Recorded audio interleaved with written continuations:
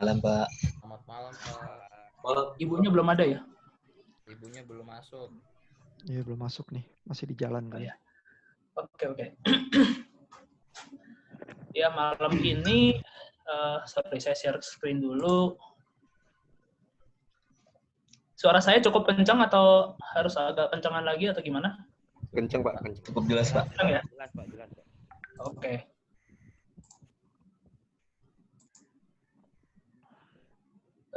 Mau buka apa ya? Oh ya ini. Malam ini kita ngomongin radio frequency propagation. Jadi di dalamnya ada soal antena, ada sedikit soal medan. Ya kita lihat aja deh.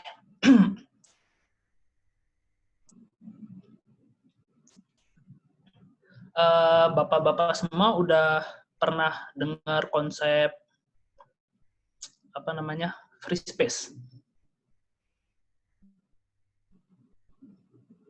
Saya tanya dulu deh, free space itu apa ya? Ada yang bisa jawab, Bapak-bapak? Ruang bebas. Oh iya, itu bahasa Indonesianya, Pak. Maksudnya apa ya, ruang bebas itu?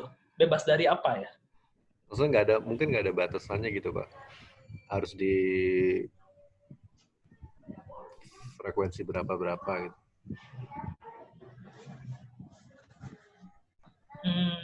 Lebih umum lagi sih. lebih luas lagi. Ruang bebas berarti kalau secara naluri gitu, berarti ruang yang di dalamnya nggak ada apa-apa gitu ya.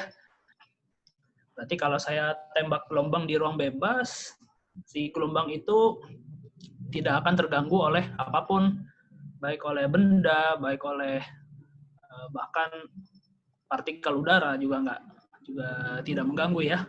Dan juga bebas dari gelombang elektromagnetik yang lain, gitu ya. Jadi ruang bebas tuh free space itu konsepnya gitu ya. Suatu keadaan di mana tidak ada gangguan sama sekali untuk sebuah, kalau kita tembak sinyal gitu ya. Nah, jadi kalau saya tembak sinyal di ruang bebas, dia tidak kena gangguan dari sinyal lain, nggak kena gangguan dari benda-benda lain. Sinyal tersebut lama-kelamaan akan lemah atau akan tetap sama dayanya? Ada yang bisa kasih pendapat? Sama, Pak, karena nggak ada gangguan, Pak. Sama ya? Ada yang berpendapat lain nggak? Nah, itu pendapat umum yang salah itu sebenarnya.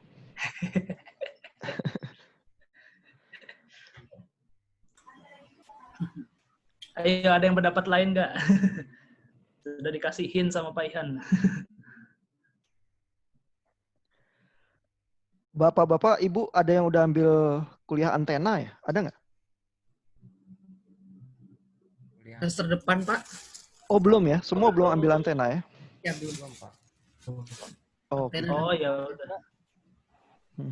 Berarti ini semacam teaser atau trailer buat kuliah antena lah ya. Iya. Oke, berarti saya jawab aja deh. Ya jadi kalau saya tembak sinyal yang berupa gelombang elektromagnetik di ruang bebas, walaupun dia nggak terganggu oleh benda lain, sinyal lain, dia akan tetap melemah karena faktor jarak, gitu ya. Nah, kita lihat dulu penggambarannya ya. Penggambarannya, kalau sinyal itu merambatnya ke arah panah hitam ini ya, ke arah panah hitam ini, medan listriknya arahnya, kalau misalkan pada satu tertentu gitu ya, kita bisa wakilkan pakai hukum tangan kanan ya. Hukum tangan kanan, jadi arusnya itu searah jempol, terus medannya tuh muter mengikuti 4 jari lainnya gitu ya. Terus medan listrik sama medan magnetnya, mana sih spidolnya? Medan listriknya sama medan magnetnya itu bedanya dia 90 derajat tuh ya. Nah, jadi selain bisa pakai aturan tangan kanan jempol sama jari melingkar, kita juga bisa pakai kalau gambar tangan susah ya. Bisa nggak ya? Coba deh. Ini jari kelingking, ini jari manis, ininya jari jempol ke situ, jari telunjuk ke situ, terus jari tengahnya ke atas. Nah, gitu ya. Nah, kalau ini tadi merepresentasikan arah rambatnya si gelombang, dan ini medan listrik dan juga medan magnetnya dia muter gitu ya. Nah, kalau diambil pada satu waktu, ini adalah arah rambatnya ya, jempol. Ini medan listrik. Medan listrik itu biasanya dikodekan apa ya? Ya kalau nggak salah ya. Kalau saya nggak salah ingat. Terus ini medan magnet direpresentasikan jari tengah B. Nah, gitu ya. Dan dia sudutnya selalu 90 derajat, terus dia muter ke sini gitu ya. Nah, gitu. Bapak Ibu sudah nonton video yang di Learn belum?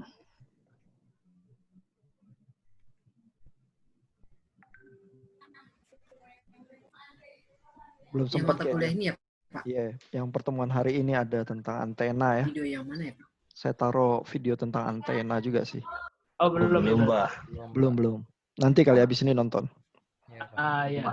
Nah, itu nanti di situ tuh dijelaskan ya, kenapa antena kita itu kalau mau nembak di frekuensi tertentu, misalkan frekuensi bilang aja FC gitu ya. Kalau frekuensi FC berarti dia punya panjang gelombang lambda C, maka antena saya panjang antenanya harus setengah lambda C gitu ya. Nah, kenapa dapat angka setengah itu ada di video di Learn gitu ya. Di video di Learn nanti juga dijelaskan kenapa antena yang cuma sebatang itu bisa memancarkan gelombang elektromagnetik ya ke udara.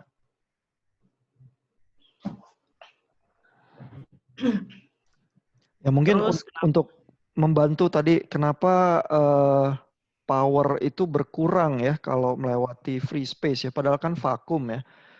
Ya.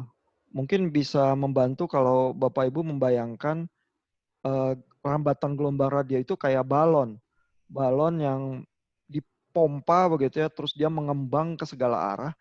Kalau dia makin besar, makin jauh, maka kulitnya tuh makin tipis. Ya, jadi tebalnya kulit itu seolah-olah powernya ya. Kalau dia harus melar jauh, maka powernya itu makin tipis. Dan sampai satu titik dia bisa habis begitu ya kalau jaraknya sangat jauh. Jadi jarak itu sendiri saja sudah mengurangi power dari rambatan radionya. Mungkin begitu bayangannya kali di kepala. Iya.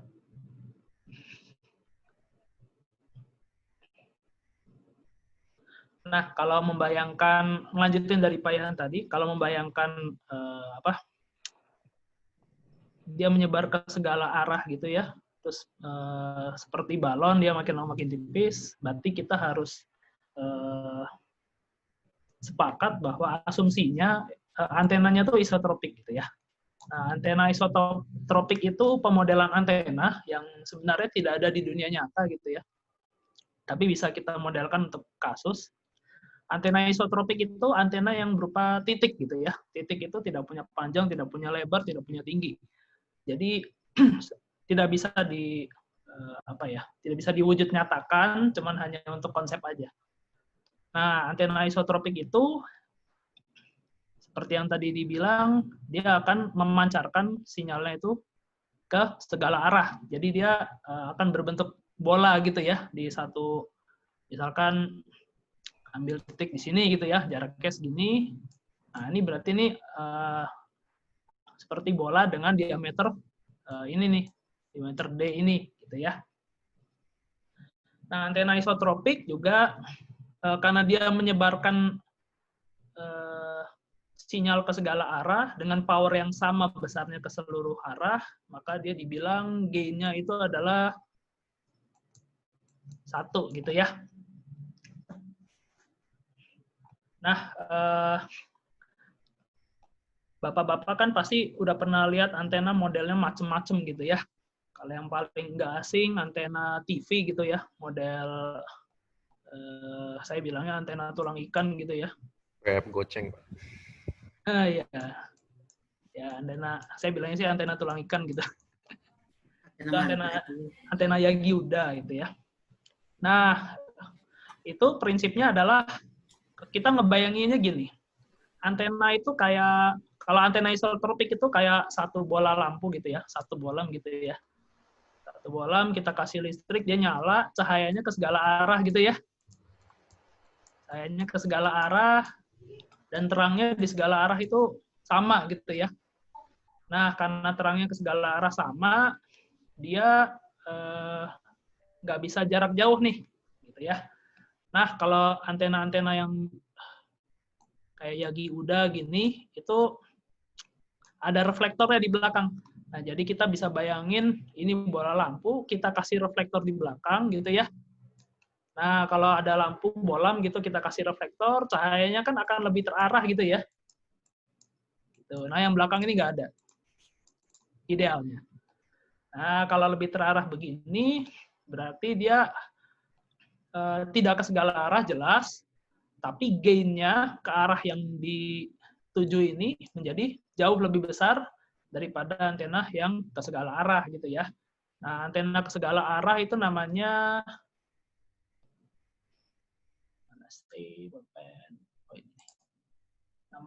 omnidireksional ya. Ya. Omni ya, ke segala gitu ya. Omnidireksional berarti ke segala arah. Nah, kalau antena yang sudah pakai reflektor, namanya ya omninya dihilangin gitu ya. Direksional. Tuh. Nah, terus kenapa tadi contohnya antena TV ini ya, antena Yagiuda, kenapa bentuknya kayak tulang ikan? Jadi dia di belakang ini ada reflektornya, jadi reflektornya itu nggak harus bentuk reflektor kayak lampu gitu, nggak harus. Terus depannya itu semacam apa ya istilahnya ya, untuk polarisasinya juga ya.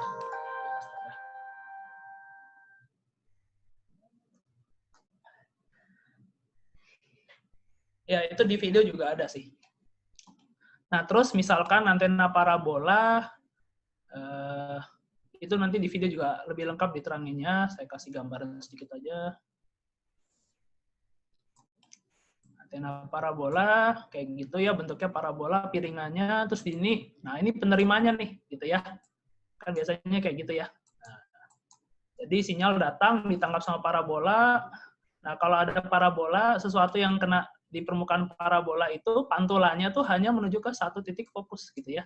Jadi kena dimanapun dia akan mantul ke satu titik fokus. Nah, apa namanya, penerimanya itu ditaruh di fokusnya ini nih, gitu ya. Nah, jadi sekarang kita bisa bayangin bahwa penyebaran sinyal gelombang elektromagnetik itu bayangin aja kayak cahaya. Ya, cahaya itu juga gelombang elektromagnetik gitu ya.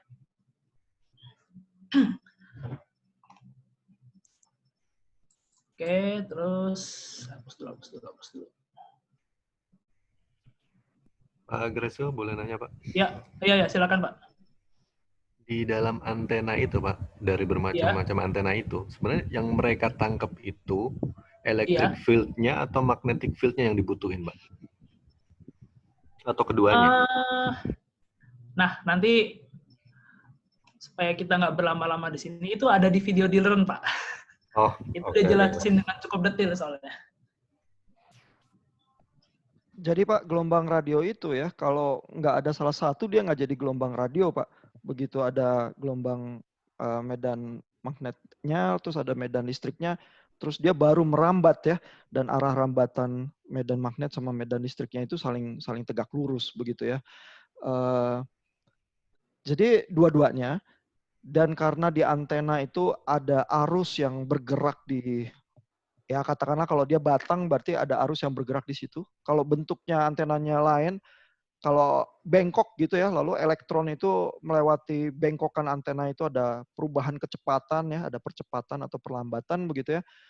Maka perubahan gerak dari elektronnya itu akan menimbulkan pancaran gelombang elektromagnetik. Nah, di antena penerima karena dia terpapar ya oleh gelombang elektromagnetik yang seperti itu, muncul aliran elektron juga yang serupa ya seperti di antena pemancar. Dan itu yang diteruskan terus ditangkap sinyalnya gitu. Jadi butuh dua-duanya sih Pak. Kalau pertanyaannya apa yang ditangkap, butuh dua-duanya. Iya Pak.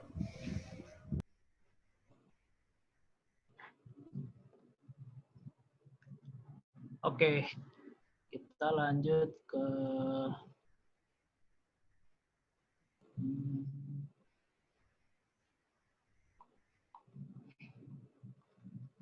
kita di free space. Nah ini. Ya, oke. Kita sekarang kita lihat persamaan-persamaan. Nah, jadi tadi antenanya kita sepakati antena isotropik, antena titik yang memancarkan sinyal ke segala arah dengan sama besar, gain-nya adalah 1. Maka kalau saya tangkap sesuatu di titik ini, misalkan ya, di titik ini gitu ya, misalkan, nah, di titik ini dengan jarak sekian, besarnya berapa gitu ya. Nah, besarnya di titik ini, di titik ini, di titik manapun di jarak yang sama dari antenanya itu besarnya sama ya. Ini asumsinya kita di free space ya. Jadi pelemahan apa namanya? Pelemahan sinyal itu hanya ya ampun. Jadi pelemahan sinyal itu hanya karena jarak gitu ya. Nah, jadi kalau hanya karena jarak, maka di titik manapun selama dia radiusnya itu sama, maka dia besar daya yang diterima di titik tersebut itu akan sama. Nah, kita bisa ukur. Nah, ini namanya power flux ya. Kita bilang aja dia kayak sebuah density gitu ya, kepadatan. Jadi dia daya yang ditransmisikan dikalikan gain-nya. Ya, kalau antena isotropik jelas gain-nya adalah 1 gitu ya. Dibagi luas lingkaran bola ya, luas permukaan bola gitu ya.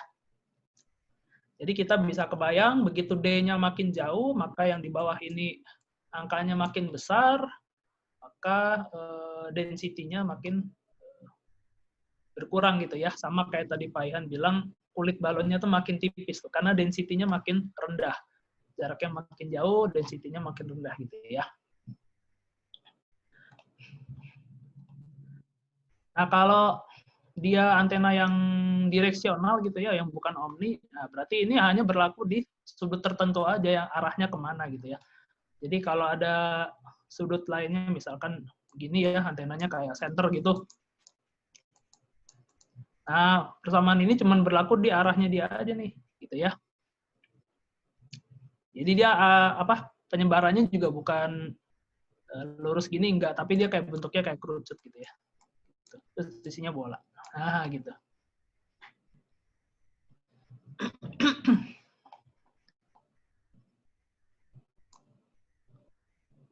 Terus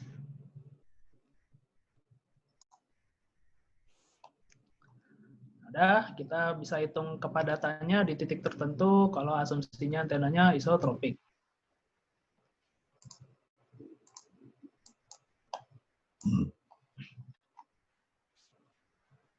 Kemudian apalagi yang penting ya?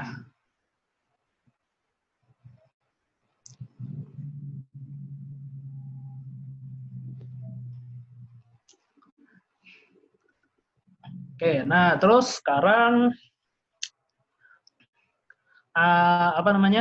daya yang diterima di receiver ya. Tadi kan yang dilepaskan berarti yang ditransmit, sekarang yang diterima di receiver. Maka persamaannya, ini nanti kalau mau penasaran kenapa persamaannya jadi kayak gini, nanti di kuliah antena akan lebih banyak dibahas ya, satu-satu kenapa persamaannya jadi kayak gini. Sekarang kita kenalan dulu aja lah. Nah, jadi PR ya, daya yang diterima, P di receiver gitu, adalah W tadi yang, ini W atau omega ya Pak Ian ya? Omega, Pak. Omega ya? W ya? Kayaknya Itu W atau Yang omega? power flux ya, Pak. Iya, kayaknya omega ya. Kayaknya W deh, Pak. W, Pak. Oh, W. Kalau omega itu 2 PF ya, kalau Cuman W yang italic ya itu ya. Dia nulis rumusnya W, italic. Pak. Iya. Ya inilah ya, sebut saja W lah. Nampaknya pemilihan fontnya rancu. Soalnya Kayaknya dia sih W. mengacu ke wave kayaknya, makanya dia pakai W begitu ya. Iya, iya. Oke, jadi PR-nya misalnya apa namanya, daya yang diterima, berarti dia kita bayangkan tadi antena dari transmitter, receiver-nya di titik tertentu gitu ya. Berarti kan ngukur daya di titik tersebut ya. Nah, berarti kita harus masukkan si W tadi dikalikan sama A. A itu adalah aperture dari receive antena. Jadi gini, aperture itu efektif area ya. Jadi kalau antena itu menerima sinyal, itu tidak seluruh permukaannya itu sebagai area yang efektif gitu ya. Si A itu adalah area yang fungsional untuk menerima, untuk menangkap gelombang elektromagnetik tadi itu. Makanya sekarang kita kalikan sama luas area yang fungsional untuk menangkap sinyal tadi ya. Maka jadi W kali A, W dapat dari ini tadi. Nah, si A ini turunnya dari sini ya, dari GR ya. G-nya antena receiver, maka dia 4pi kali A dibagi lambda per 2 gitu ya. Nah, jadi gain antena kita bisa lihat dia tergantung dari frekuensi berapa juga ya kita beroperasi ya. Karena ada komponen lambda di sini, maka frekuensi berapa mempengaruhi gain juga gitu ya. Nah, dapat A-nya adalah GR lambda kuadrat per 4pi, maka kita bisa ukur daya yang diterima. Terus, nah, tadi kan kita ngomonginnya di ruang bebas ya, masih di ruang bebas, maka peredamannya atau loss-nya ya, peredaman bukan loss sih, kehilangannya gitu ya, loss-nya itu hanya karena jarak. Nah, jadi kalau kita tahu PR-nya, kita tahu PT-nya, nah maka kita tahu pet loss-nya gitu ya. Kita bandingin aja yang diterima berapa, yang ditransmit berapa, kita bandingin yang receive di atas gitu ya, dapat pet loss-nya ya. Tinggal masukin persamaan-persamaan turunannya tadi ya. PR adalah ini, PT adalah ini. Lakukan matematika sedikit, dapat gitu ya. Nah, terus tadi, ya kalau di buku ini karena kita masih mainnya di isotropik antena isotropik, maka GT sama GR sama dengan 1 ya. Berarti di dalam kasus ini kita asumsikan dua-duanya antena isotropik gitu ya. Nah, jadi nanti kalau antenanya tidak isotropik, GR-nya atau GT-nya itu tidak 1 gitu ya. Nah, terus kalau diubah ke desibel ya tinggal 10 log gitu ya. Itu kita berarti sudah bisa ngitung daya dipancarkan, daya diterima, antenanya seberapa besar, seberapa efektif, terus kemudian kita tahu pet loss-nya gitu ya. Nah, sekarang mungkin tadi yang agak penting juga dengan gain antena ya, bakal kelihatan karena lambdanya di bawah, maka kalau frekuensi makin tinggi itu gainnya makin tinggi ya. Jadi kalau misalnya satelit parabol yang buat TV itu yang lewat satelit karena pakai frekuensi yang lebih tinggi, dia ukurannya lebih kecil tuh dibanding misalnya parabol yang di atas ATM bank atau apa gitu ya. Jadi ada keuntungan juga kalau kita geser ke frekuensi tinggi, antena tuh makin kecil ukurannya. Tapi kita selalu kompromi kalau kita geser ke frekuensi yang lebih tinggi, gangguan di udaranya yang lebih besar ya, lebih sensitif terhadap air hujan dan lain sebagainya gitu sih. Ya, mungkin itu common sense yang penting juga kalau harus berurusan sama antena dan radio sih. Thank you, Pak. Ya berarti gini Pak Yan, yang common sense-nya juga berarti kalau soal lambda tadi yang panjang antena sama dengan setengah lambda gitu ya. Iya, iya. Jadi semakin lambdanya semakin panjang atau frekuensinya semakin tinggi, antena kita makin kecil gitu ya. Makanya antena handphone itu bisa kecil banget. Kalau frekuensinya makin tinggi, iya. Iya. Makanya 5G ukurannya orang bilang mungkin lebih untung karena lebih kecil. Cuman cakupan coverage dari BTS-nya nanti kecil juga gitu ya. Terus nggak bisa lewat Iya. tembok ya. Itu masalah yang lain lagi sih.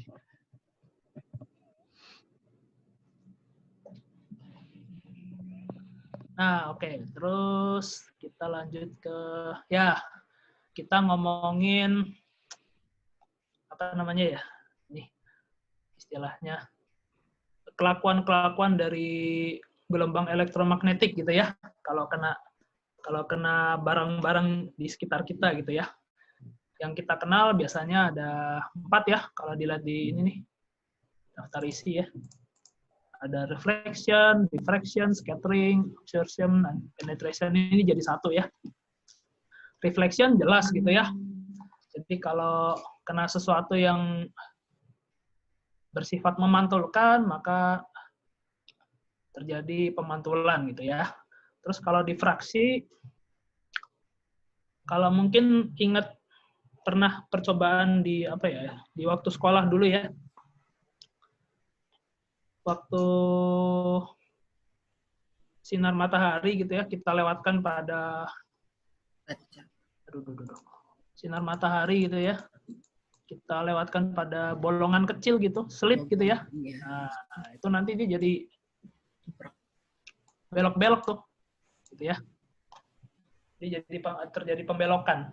Terus sini ada terang satu nih, terang yang paling terang gitu ya. Nah, itu fenomena difraksi. Jadi kalau kita lewatkan sinyal kita gitu, terus kena ujung sesuatu gitu ya, dia bukan hanya terus ya, tapi juga ada yang belok gitu ya. Ada yang belok gini juga gitu. Jadi dia ada pembelokan karena kena sesuatu gitu ya. Karena kesandung sesuatu dia belok. Itu yang difraksi. Kalau scattering jelas dia memantulkan sesuatu yang kasar gitu. Terus dia pantulannya ke segala arah, dia nyebar gitu ya. Terus absorption, penetration, kalau dia melewati bahan yang setengah melewatkan, setengah menyerap gitu. Jadi kita tinggal cari tahu seberapa dia terserap, seberapa yang lewat. Nah, gitu ya. Mungkin bayangin radio itu lebih gampang kalau bayanginnya kayak air ya. Kalau air di kolam atau di danau itu lewat satu batang kayu yang runcing, dia jadi nggak lurus sebarannya. Terus tahu-tahu ada yang melebar ke sisi kanan, sisi kiri.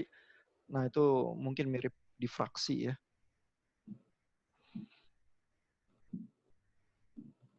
Iya.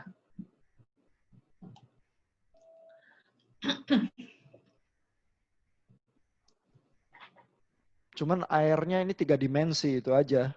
Jadi ruangan kemana-mana. Gitu. Iya, airnya ke segala arah. Terus kalau lewat bolpen satu dia nyebar gitu ya, kayak pecah gitu. Nanti kena tembok dia mantul.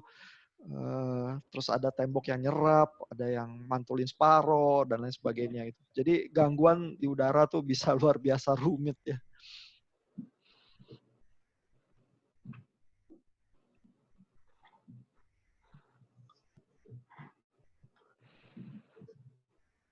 Iya, silakan Pak. Ya, oke. Nah, jadi sekarang kalau kita lihat model transmisi kita kayak gini ya, antena tingginya HT gitu, antenanya ditaruh di sini gitu. Terus satunya di receiver kita, di handphone kita itu tingginya segini. Nah, si antena ini nggak cuman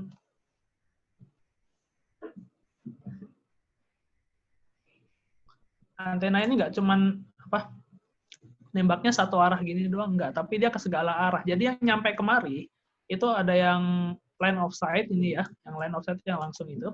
Ada yang kena tanah dulu baru mantul, ada yang kena gedung dulu, misalkan sini ada gedung gitu ya, ada yang kena gedung dulu baru mantul gitu ya. Nah, itu namanya multipath. Jadi yang nyampe di sini nih sebenarnya sinyal yang, kalau misalkan transmitternya cuma ada ini gitu ya. Kalau transmitter cuma ada ini, sinyal yang nyampe di sini nih sinyal yang dari sini, tapi ada yang langsung, ada yang belok-belok dulu baru nyampe gitu ya. Itu namanya fenomena multipath.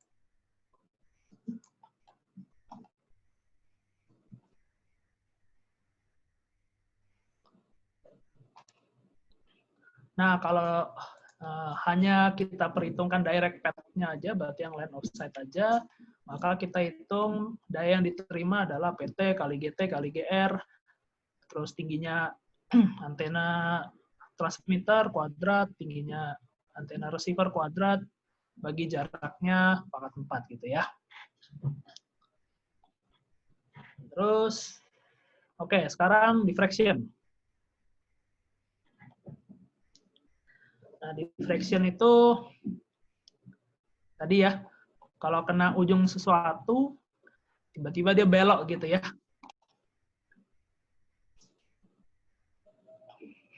Nah, jadi kita si Fresnel ini mengkonsepkan sini transmitter, sini receiver, sini ada gangguan gitu ya.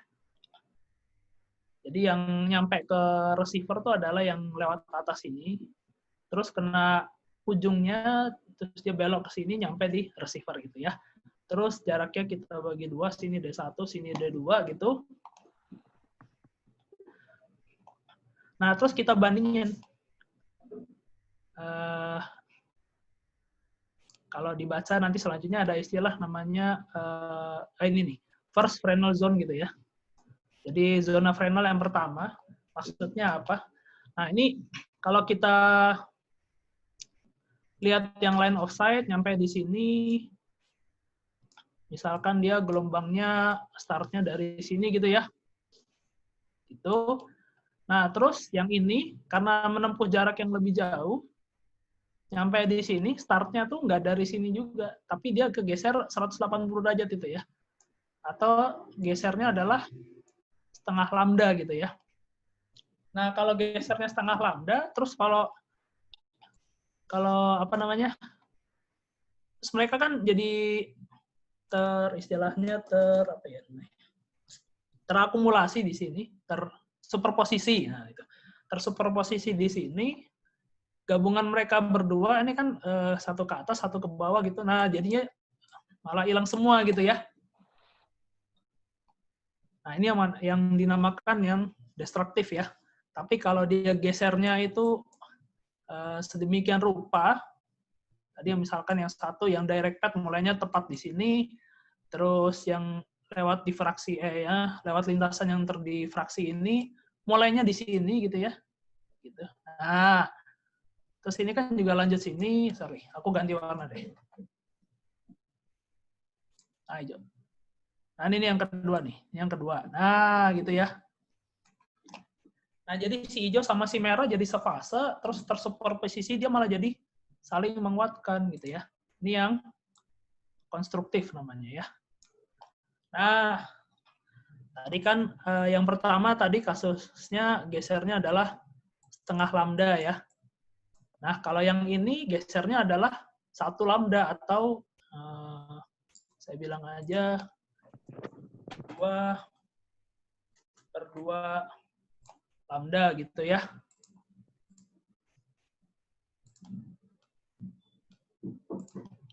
Dua per 2 lambda gitu. Nah, jadi geseran-geserannya kalau kita ambil yang bagus-bagus ini 1, 2, nanti 3/2 lambda, maka kita bisa bilang dia N/2 lambda gitu ya. Geserannya per 2 lambda. Nah, kasusnya ruangan zona Fresnel yang menyebabkan lambdanya itu bergeser 1/2 lambda atau E-nya sama dengan 1, itu disebut first Fresnel zone gitu ya. Nah, jadi selanjutnya kalau dia menyebabkan pergeserannya itu 2/2 lambda, maka dia second Fresnel zone gitu ya. Jadi ini nama ini ngambilnya dari nilai N. Gitu ya. Jadi kita bisa lihat ya, kalau angka-angka yang bagus, kalau di sini angkanya ganjil, berarti dia akan saling menghilangkan ya. Destruktif ya, karena dia yang satu mulainya di sini, satu mulainya di sini. Geser fasanya 180 derajat atau lambda per 2, maka dia saling destruktif. Tapi kalau dia gesernya tepat di angka-angka genap gitu ya, gesernya tuh setiap kelipatan lambda gitu, 2 lambda, 3 lambda gitu ya, itu dia jadinya yang konstruktif. Nah, itu ya konsepnya Fresnel zone. Terus, bentar saya hapus dulu.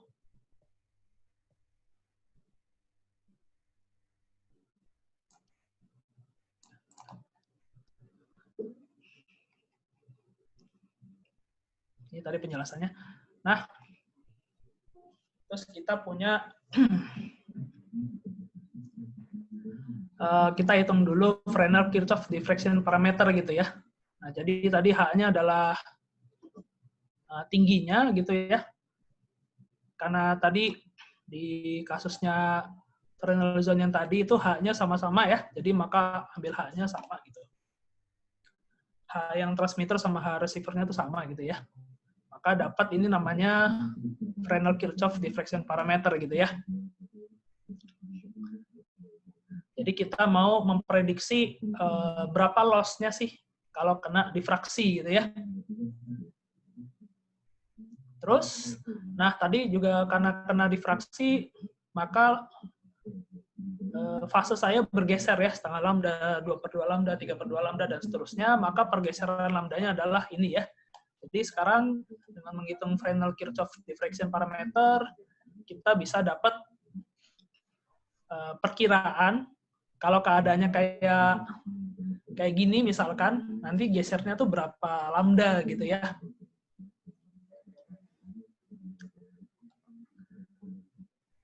Nah, terus kalau yang ini namanya knife edge diffraction model gitu ya. Jadi tingginya si transmitter sama si receiver itu nggak sama gitu ya.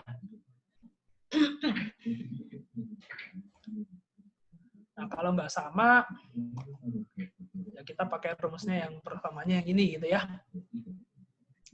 Ya, kita nggak usah terlalu bahas terlalu dalam matematikanya, nanti bisa dilihat aja.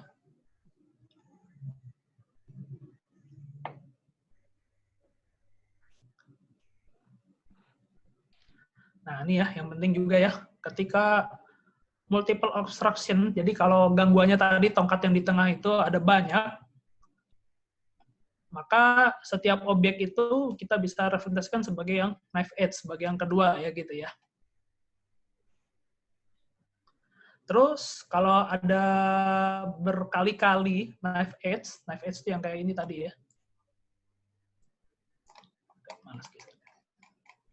Nah, kalau kayak gini ada berkali-kali, kita bisa dia representasikan sebagai satu aja. Sebagai satu ekivalen knife edge gitu ya. Nah, jadi keuntungannya itu ya, kita bisa memodelkan knife edge yang berkali-kali itu menjadi hanya satu knife edge aja untuk mengestimasi loss karena difraksi itu berapa gitu ya. Dan kasus yang knife edge itu mungkin lebih sering ya, karena base station dan handheld itu tingginya beda ya. Dan bedanya jauh. Dan bedanya jauh. Jadi seringnya itu yang kita alami itu yang knife edge ya. Dan sebenarnya kan Bapak Ibu udah ikut kuliah sinyal sistem ya. Jadi yang terjadi adalah begitu sinyal itu ditransmisiin ke udara, karena efeknya banyak ya, salah satunya difraksi, terus nanti ada refleksi, ada scattering. Setiap pantulan atau belokan itu ya membuat satu wave front yang baru begitu ya. Seolah-olah kita tuh jadi punya satu titik di dalam impulse response kita. Gitu. Jadi Bapak Ibu tuh bisa bayangin begitu sinyal itu ditransmisikan ke udara ya. Sebenarnya sinyalnya tuh dikonvolusi sama impulse response yang mengkarakterisasi udara itu ya, yang mengkarakterisasi refleksi, difraksi, dan scattering yang terjadi di udara gitu. Sehingga di receiver, tugasnya si receiver adalah supaya pantulan yang macam-macam itu yang bisa menguatkan atau melemahkan itu saya bisa kompensasi ya, saya bisa dekonvolusi balik ya, sehingga sinyal aslinya itu saya bisa terima lagi gitu. Jadi problem mobile communication itu kayak gitu sih. Ini baru yang di satu tempat. Belum kalau yang dia bergeser nih. Kalau bergeser nanti ada Doppler effect lagi. Oke, kalau ngebut di mobil, di jalan tol, Iya. itu lebih runyam lagi efek-efeknya.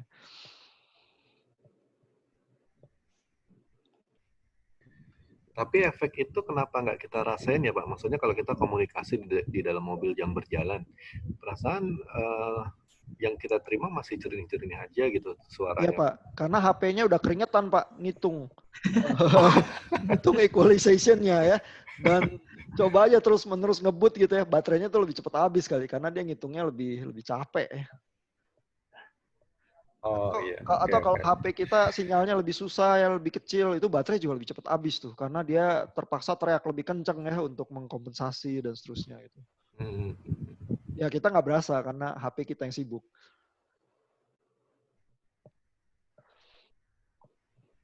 Oke, lanjut. Sekarang yang scattering. Scattering berarti ya konsepnya scattering berarti kalau saya punya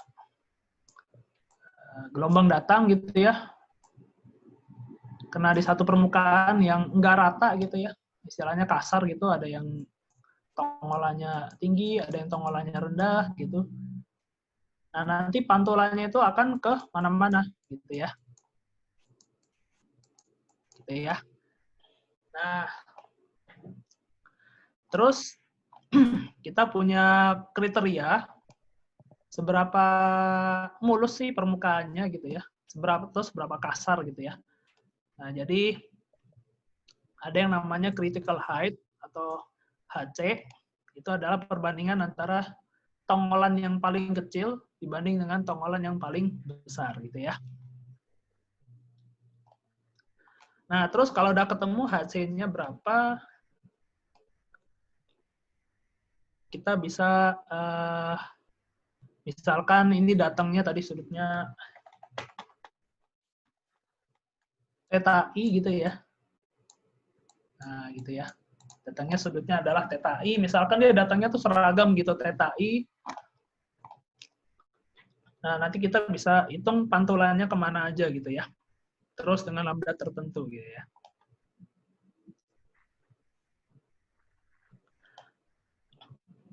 Pak, kalau pemodelannya kayak mana Pak untuk yang scattering? Kalau yang apa? Kalau yang refleksi tadi kan tahu bahwa terus kalau untuk yang difraksi kan ketahuan Pak modelnya. Tapi kalau untuk yang scattering kayak mana Pak pemodelan untuk sinyalnya yang kepantul? Kalau yang reflection sama scattering itu sebenarnya sesuatu yang mirip ya. Mirip ya Pak ya. Karena reflection itu kan berarti sinyal datang ke sesuatu yang mulus, pantulannya seragam gitu ya. Jadi dia terpantul ke arah yang sama. Tapi kalau yang scattering, dia datang, sinyalnya datang ke sesuatu yang kasar gitu ya, ke sesuatu yang kasar. Jadi pantulannya itu kemana-mana gitu ya. Nah, tapi kita bisa hitung pet loss-nya aja gitu ya. Pet loss-nya adalah ini ya.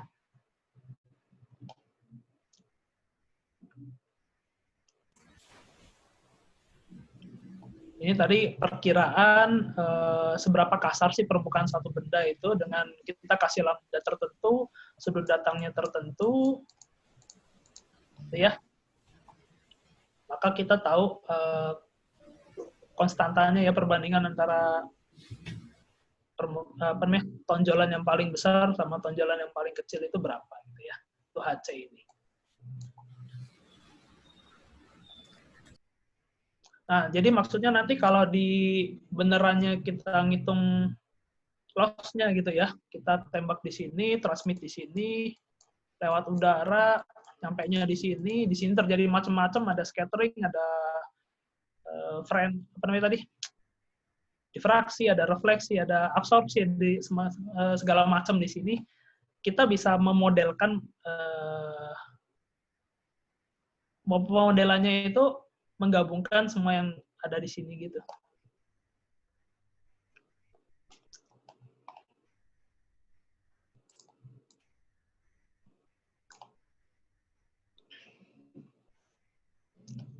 Oke, ini yang scattering. Terus, nah kalau yang absorpsi, penetrasi, udah nggak terlalu susah pemodelannya. Ya tentu saja tergantung apa yang dilewati gitu ya. Kalau ngelewati besi gitu, kita tembak sinyal melewati ada besi gede gitu, lempeng besi gede gitu, mungkin dia perdamaannya lebih banyak ketimbang dia melewati kelambu misalkan, melewati sesuatu yang kain ya, misalkan begitu ya. Nah, Kalau besinya konduktor sih nggak bisa tembus sama sekali sih Pak. Kecuali lebar besinya terbatas ya, terus dia di ujungnya ada knife edge atau apa gitu. Atau ini polarisasinya sama dengan gelombangnya, dia lewat. Oh, kisi-kisi ya maksudnya. Iya. Okay. Nah, nanti di antena, ya. Sorry Pak. Kalau ya yang tadi itu yang gelombang ditembakin itu kan tadi Pak Ihan sempat bilang kalau besinya tebel dan segala macam. Sorry, ini masalah ukuran atau indeks bias Pak? Masalah konduktivitas Pak. Jadi kalau HP kita dibungkus pakai aluminium foil ya, walaupun tipis, kalau dia konduktor, itunya gelombang radionya cuma bisa di kulitnya doang, nggak bisa tembus. Jadi HP kita tuh basically dibungkus aluminium foil, mati. Segala yang konduktor, gelombang radionya nggak bisa nembus. Ada skin effect dia cuma bisa di kulitnya doang.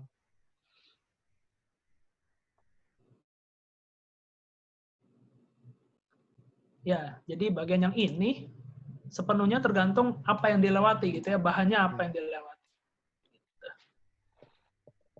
Kalau tembok bangunan sih biasanya masih tembus ya, makanya kita kalau di dalam bangunan HP masih bisa terima ya. Jendela lebih gampang tembusnya karena transparan. Biasanya kalau banyak besi, iya. Kecuali kalau yang kayak sangkar Faraday ya. Iya, atau kalau kita dalam kontainer besi atau apa ya, itu mati itu. Makanya kalau di dalam lift, kadang suka mati ya kalau di dalam lift ya. Iya.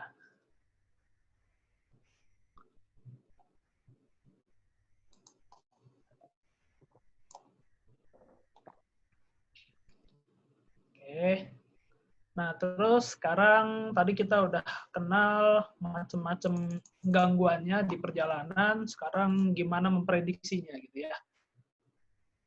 Jadi nanti hubungannya, kalau kita bisa kenal gangguan-gangguan di jalannya gimana, kita bisa prediksi seberapa mengganggu, seberapa merusak, kita bisa bikin perkiraan. Jadi kita harus tembak dengan daya seberapa, supaya diterima dengan daya yang kita mau seberapa gitu. Itu nanti arahnya ke link budget.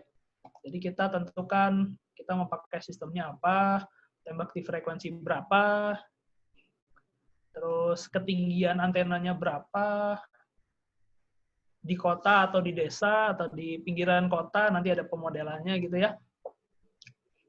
Nah, terus kita perkirakan. Nah, jadi kalau kondisinya kayak gitu, yang diterima mau berapa dB, kita mesti transmit berapa dB gitu ya. Nah, sekarang beberapa hal yang bisa dipakai untuk memprediksi. Kita kenalan dulu sama large scale fading sama small scale fading. Ada yang udah pernah dengar belum ya? Belum, Pak. Belum ya? Mbak. Tapi kalau dilihat dari gambarnya, kebayang nggak nih? Ini distance-nya, ini daya sinyalnya. Jadi kalau large scale fading itu fading yang terjadi hampir rata di satu daerah gitu ya, dengan jarak tertentu. Tapi kalau yang small scale fading, misalkan kita geser sedikit, tiba-tiba sinyalnya hilang gitu ya. Itu yang small scale fading. Tapi misalkan kalau yang large scale fading itu contohnya gimana ya? Saya punya BTS di sini gitu. Di daerah A kekuatan sinyalnya dapat berapa dB gitu ya. Nah, di daerah B dapat kekuatan sinyalnya sekian gitu ya. Beda sama yang di A. Nah, tapi di A sendiri ada variasinya nih. Saya dari titik ini jalan ke titik ini mungkin bisa berkurang sinyalnya atau nambah sinyalnya dengan cukup besar ya. Jadi yang segini nih. Nah, nih kita geser jaraknya sekian, sinyalnya bisa tiba-tiba tenggelam gitu ya. Itu yang small scale fading nih. Tapi kalau large scale fading, kita ambil rata-rata di satu daerah dibandingkan sama daerah lain, seberapa jauh fadingnya gitu ya. Itu small scale sama large scale fading. Nanti juga ada yang namanya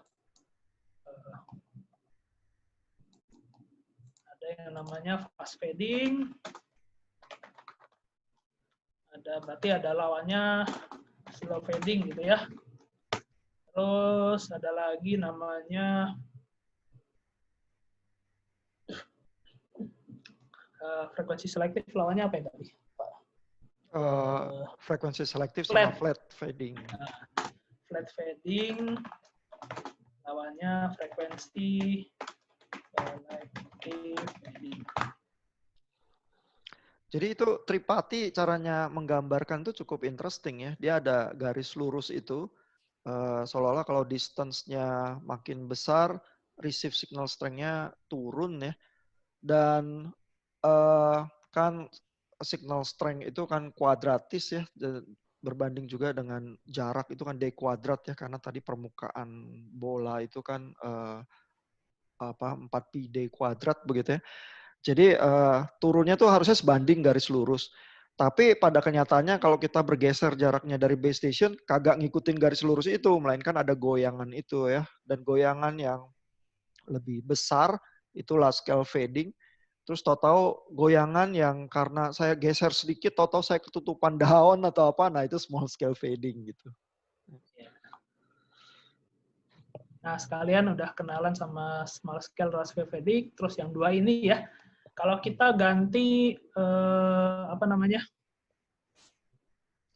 sumbu X-nya, tadi kan distance ya, maka dia large scale fading, small scale fading. Kalau saya ganti dengan dia sumbu waktu, gitu ya. Jadi yang ini nih, fast fading, slow fading gitu ya. Jadi nanti ada yang namanya coherence time. Coherence time sama, ada istilahnya ada di bawah lagi. Sama simbol time delay requirement dari alat-alat saya gitu ya.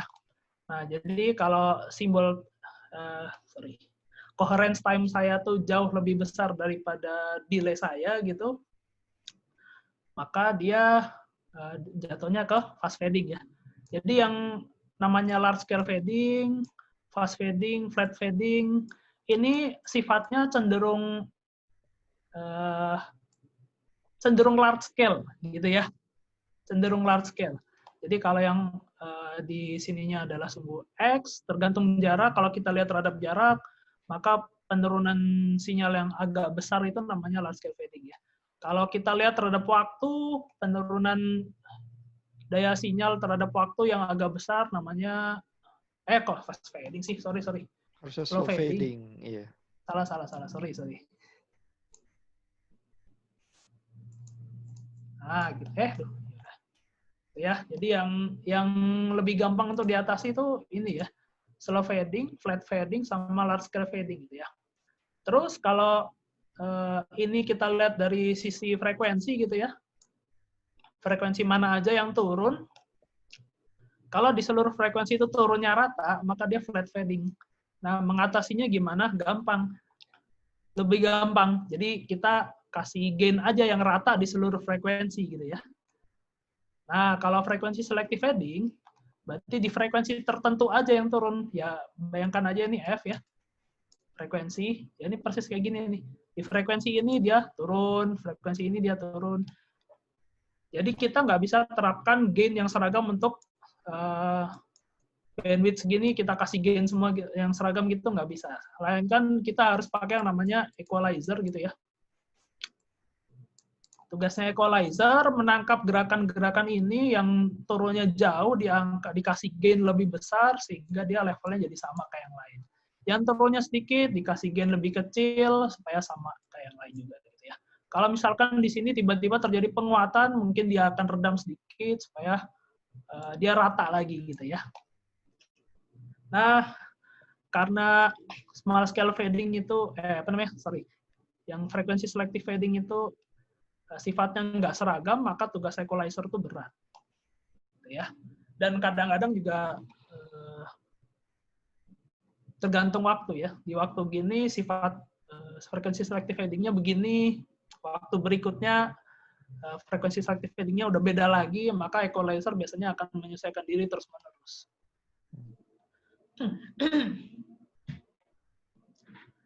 Nah, tapi kalau yang fast fading, slow fading, kita ganti sama sebuah waktu. Ada yang namanya coherence time gitu ya. Kalau yang di flat fading dan frekuensi selective fading itu namanya coherence frekuensi, ya, coherence frekuensi. Jadi ngebayanginnya gini, misalkan apa ya? Kalau yang frekuensi dulu deh. Misalkan sinyal saya itu butuh gedenya segini, ya. Tapi jalanan saya atau bandwidth sistem saya itu dapatnya segini gitu ya, lebar gitu. Nah, maka seluruh sinyal saya bisa masuk gitu ya. Itu akan terjadi flat fading aja. Efek yang terjadi flat fading. Tapi sebaliknya, kalau sinyal saya itu lebih lebar daripada jalanannya, nah ini ada yang efek-efek kepotong, ada efek-efek non-linearnya, maka terjadi frekuensi selective fading nih, gitu ya. Terus kalau yang slow fading, fast fading gitu, kita ganti dengan sumber waktu, namanya coherence time gitu ya. Jadi kalau yang fast fading, slow fading itu yang kita mau lihat adalah coherence time versus delay. Delay dari alat-alat saya gitu ya. Jadi kalau coherence time-nya sama ya, sifatnya kayak gini. Kalau coherence time saya lebih besar daripada delay yang saya mau, ya, daripada delay yang saya butuhkan, maka dia terjadi yang fast fading, yang slow fading. Aduh, kebalik-balik terus. Yang slow fading. Mengatasinya juga lebih gampang. Tapi sebaliknya, kalau jalanan saya lebih sempit, tapi symbol time saya lebih besar gitu ya, atau delay, maka yang terjadi adalah fast fading, gitu ya. Nah, kalau yang fast fading ini ngebayanginnya kayak apa ya? Misalkan saya mau berangkat ke suatu tempat gitu ya. Mau berangkat ke suatu tempat dengan kondisi misalkan normal gitu ya, nggak ada macet, nggak ada apa. Saya butuh 30 menit untuk sampai ke tempat itu. Nah, itu adalah delay yang saya butuhkan. Nah, misalkan saya mau berangkat, saya maunya nyampe jam 7, saya berangkatnya jam 6 gitu ya. Nah, berangkat jam 6 ini, berarti saya punya waktu 1 jam. 1 jam ini berarti coherence time saya nih. Ya. Delay saya maunya 30 menit aja, tapi saya punya coherence time 1 jam. Maka saya bisa lebih santai, kecepatan saya bisa lebih rata gitu ya. Tapi, kalau misalkan delay saya 30 menit, terus saya berangkatnya telat gitu ya, 6.45 baru berangkat gitu. Nah, ini terjadi kita ngebut, mungkin ya lebih terjadi macam-macam gitu ya. kerusakannya lebih banyak. Ngebayanginnya sih gitu sih kalau saya.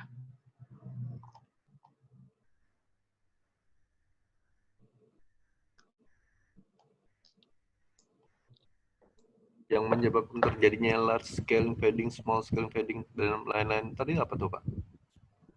Kalau large scale fading, small scale fading itu ya tergantung tempat ya. Ya, ada Tergantung pohon, ada kondisi. mobil, ada bangunan. Iya.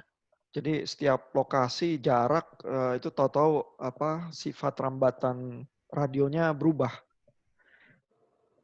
Terus kalau berdasarkan waktu itu kan ada efek-efek cuaca, suhu udara, ya, goyangan atmosfer.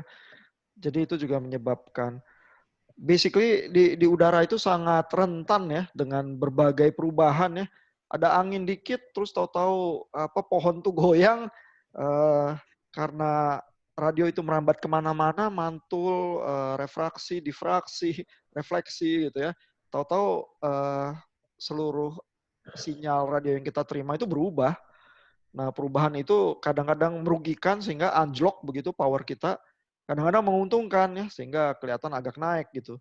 Tapi perubahan-perubahan itu bikin handphone kita keringetan sih selalu karena dia jadi harus mengkompensasi ya. Kalau yang bagus kan impulse responsnya delta impulse terus frekuensinya flat ya. Kalau itu sempurna. Tapi kenyataannya di udara kan nggak pernah kayak gitu.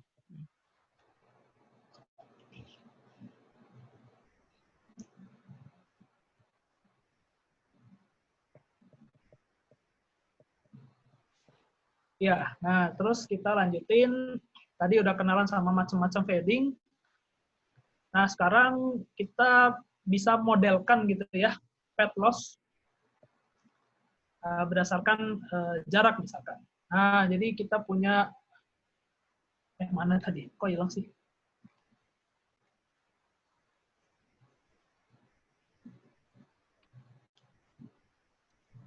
Sudah. Nah, ini. Nah, sekarang kita modelkan aja lah fade loss-nya itu secara garis besar gitu ya. Dengan memperhitungkan sifat-sifat tadi ya, reflection, diffraction, scattering, absorption,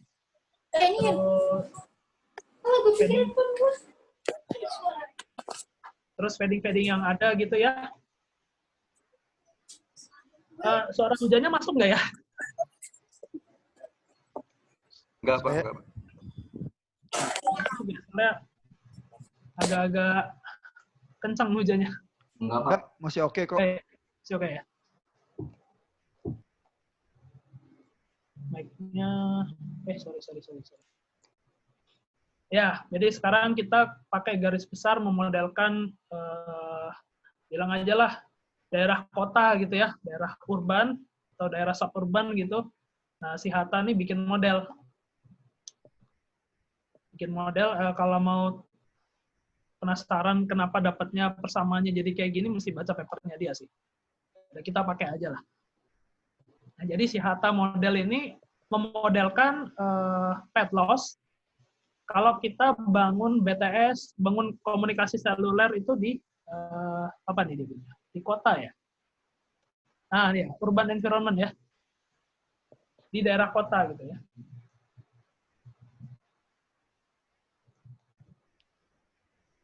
Misalkan kita punya daerah kota, maka kita bisa hitung frekuensinya sekian, tingginya base station sekian, tingginya ya, HB itu tingginya base station, HM berarti tinggi mobile, seberapa jauh kita pegang handphone dari tanah gitu ya, sama jaraknya nih dari base station. Kita bisa ambil secara garis besar kalau di kota kira-kira segini gitu ya. Nah, ini keuntungan yang dimodelkan oleh si Hatta. Tapi model Hatta ini terbatas ya. Jadi untuk frekuensi tertentu aja dengan tinggi tertentu. Nah ini nih pembatasan ini. Frekuensinya cuma dari 150 sampai 1,5 giga, sorry. Terus ketinggian antenanya 30 sampai 200 meter dan jaraknya 1 sampai 20 km gitu ya. Terus A ini correction factor, yaitu. Nah, jadi modelnya Hatta ini simple, gampang digunakan, tapi terbatas gitu ya. Nah, terus kalau mau agak lebih umum lagi, ada pembetulan sedikit, ada pengembangan sedikit, yaitu COS 231 ya. Ini nama project. Jadi dia menyempurnakan lagi modelnya Hatta dengan memakai pemodelan yang dari Okumura gitu ya.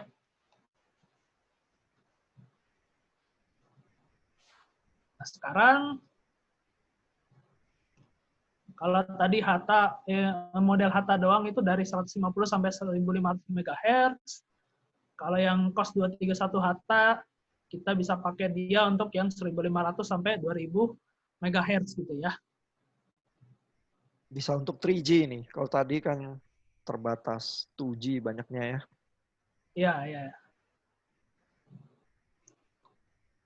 Nah, jadi model-model ini tuh agak spesifik ya. Di rentang tertentu pakainya model ini, di rentang yang lain pakainya model lain gitu ya. Terus ada juga yang mengembangkan lagi ITUR M1225 ya, inilah ya namanya ya. M1225 ini. Atau kita lihat tabelnya aja kali ya. Ini persamaan-persamaannya bisa dilihat aja sih, nggak terlalu susah sebenarnya. Secara umum tuh ini yang dipakai ya. Nah, komponen-komponen di dalamnya ini yang spesifik gitu ya.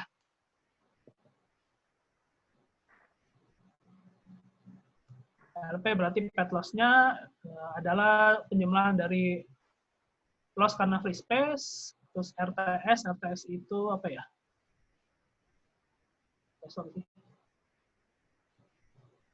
Diffraction. Itu yang 331 persamaannya tuh. Oh ya ya. Oh ya, diffraction loss. Diffraction loss, terus tadi apa lagi? MSD ya. MSD berarti apa sih singkatannya?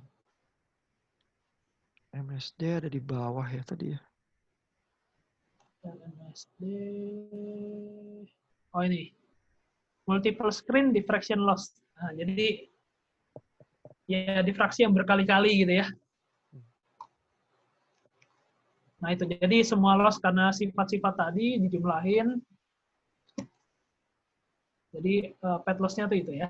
Ini persamaan secara umumnya. Tinggal komponen-komponen di dalamnya tergantung model apa yang kita pakai.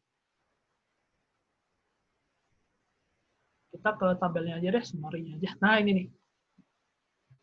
Nah jadi yang model Hatta itu mungkin yang paling awal di invent gitu ya. Cukup terbatas.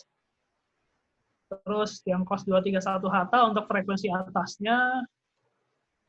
Terus ini rentangnya agak lebih lebar, macrocell, yang itu M1225 ini ya. Terus ada juga yang microcell gitu ya.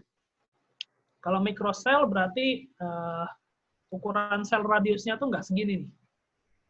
Dia jarak dekat ya. Nah, yang ini buat yang outdoor. Kalau saya pasang untuk di dalam gedung, nah saya bisa pakai ini nih. Nah, kalau di dalam gedung pasti ukuran selnya dia kecil gitu ya. Terus base station antenanya pasti nggak akan tinggi-tinggi banget gitu ya. Nah, ini untuk yang indoor. Oke, terus apa lagi yang penting ya? Tadi large scale fading udah.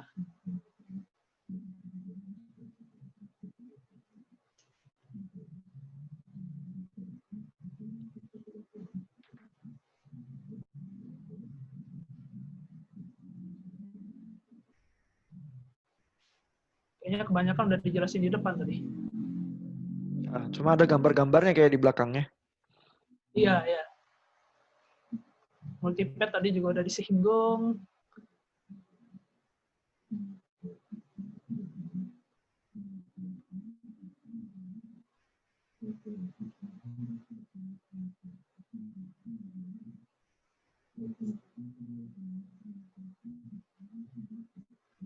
Lagi.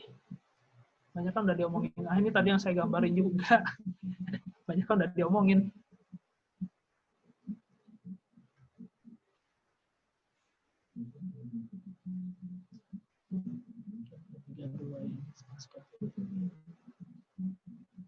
Udah kayaknya. Sebagian besar udah saya omongin. Udah ya, mungkin ntar kalau ngerjain texting bisa dilihat gambar-gambarnya lagi sih. Iya. Ya, Ada- tapi iya. prinsip-prinsipnya udah diomongin semua sih tadi. Kalau Ya, Bapak kayaknya Ibu itu ada pertanyaan?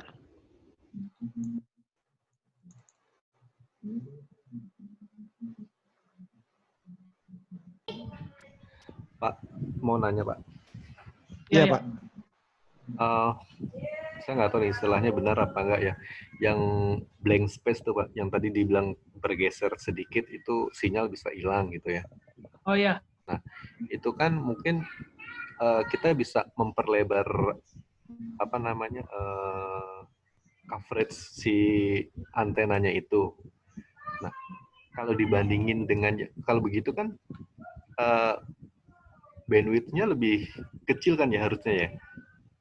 Karena kalau bandwidth-nya lebih tinggi kan harusnya dia frekuensinya lebih cakupannya lebih sedikit, lebih kecil. Nah, itu untungan yang mana, Pak? Seandainya itu dari sisi bisnis gitu. Itu jadi ada, kan sebenarnya ada beberapa parameter ya Pak ya. Ada distance, ada frekuensi, ada waktu. Masalahnya adalah kalau blind spot itu ya, itu kadang-kadang kita nggak bisa kontrol ya kalau ketutupan sesuatu gitu ya. Kalingan pohon gitu ya. Base stationnya udah pasang di atas ruko yang tinggi itu, tapi kalingan pohon nih kalau berdirinya di sini gitu ya.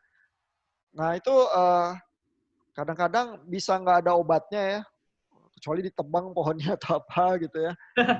Atau enggak kita geser. Iya, tapi kalau kalingan gedung gimana gitu ya misalnya. Masa mau ditebang gedungnya ya. Oh, dengan cara kita memperluas coverage si frekuensinya tadi, sinyalnya itu nggak berpengaruh juga ya Pak ya?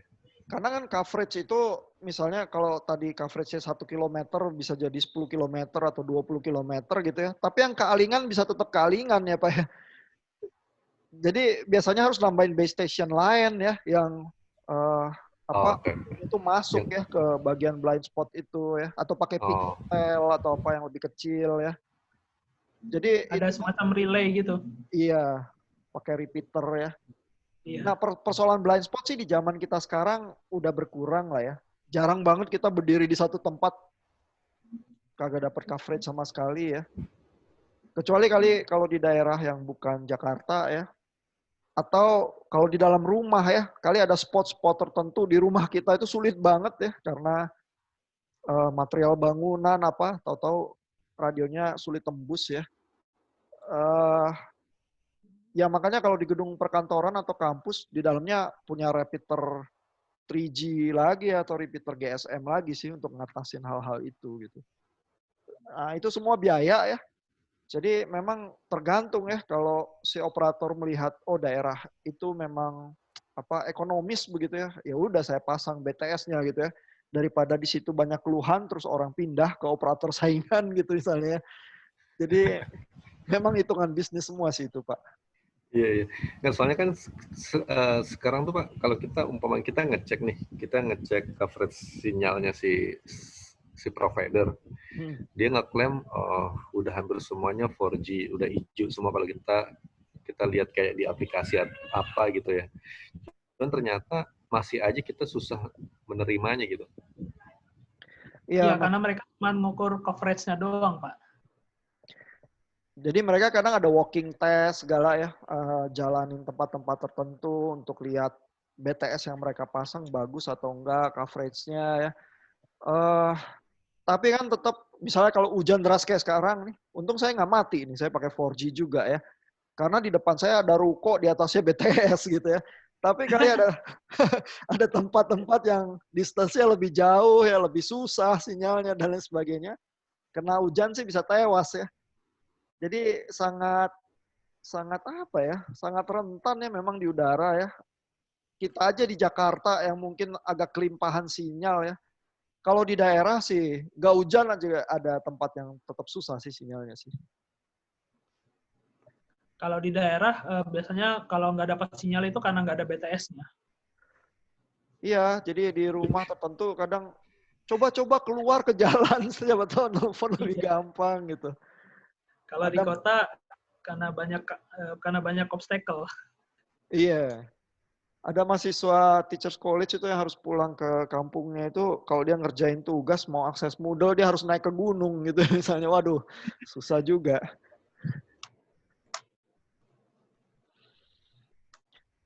Ya sebenarnya jadi komunikasi seluler itu sangat penuh gangguan ya dan secara teknikal sebenarnya agak ajaib dan agak menakjubkan ya. Hanya umur teknologi kita ini kalau dihitung dari GSM itu kan teknologi tahun 90-an ya. Jadi sampai 3G dan 4G itu udah 20-30 tahun ya. Kita udah sedewasa itu. Sehingga makanya tadi ada pertanyaan, kok kita nggak berasa ya? Ada fading begitu ya. Oh, fading itu nggak bisa ditolak itu. Kalau di udara itu takdir itu fading itu gitu ya. Tinggal HP kita memang sekarang isinya komputer ya dibanding HP Nokia butut zaman dulu isinya cuma prosesor lemot gitu ya. Sekarang komputer isinya ya. Jadi dia walaupun kena fading dia menggeliat begitu ya. Baterainya aja yang dia isap habis-habisan. Mungkin kalau kita ngerasain koneksi di zaman 90-an kita merasakan fading gitu kayaknya. Oh iya, makanya GSM kan singkatannya Geser dulu sedikit mati. iya geser sedikit mati ya. Sekarang mana ada orang yang bilang gitu ya.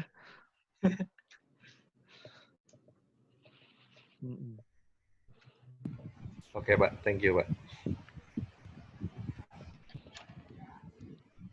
Ada pertanyaan lagi Bapak Ibu mungkin?